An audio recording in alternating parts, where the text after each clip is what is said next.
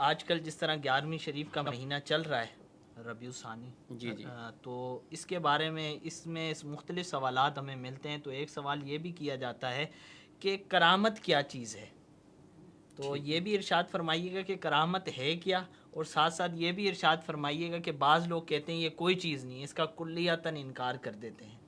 تو یہ بھی ارشاد فرمائیں.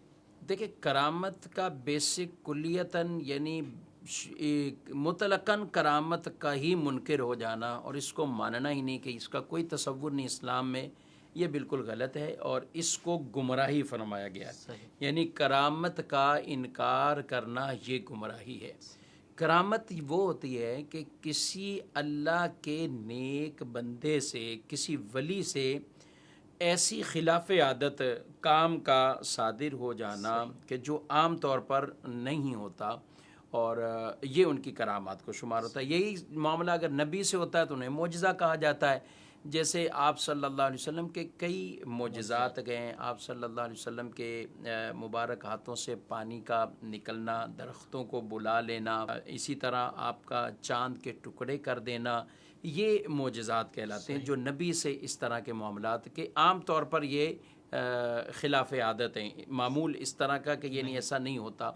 تو اللہ کے نیک بندوں سے بھی یہ کام ہوتے ہیں اس طرح کے، اور اس کو کرامت کہا جاتا ہے. تو کرامت کا بالکل ثبوت قرآن مجید فرقان حمید میں ہے.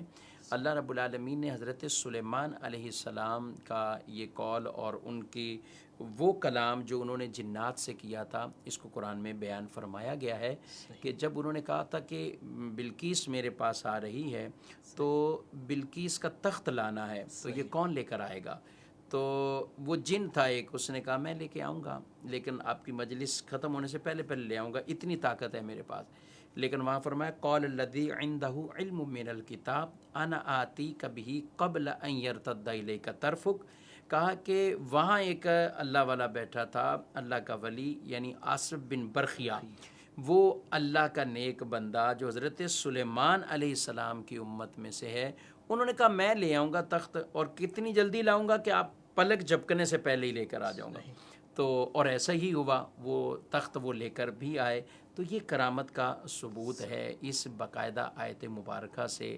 اور اس کے علاوہ بھی علماء کرام نے اس میں بکثرت دلائل بیان فرمائے ہیں.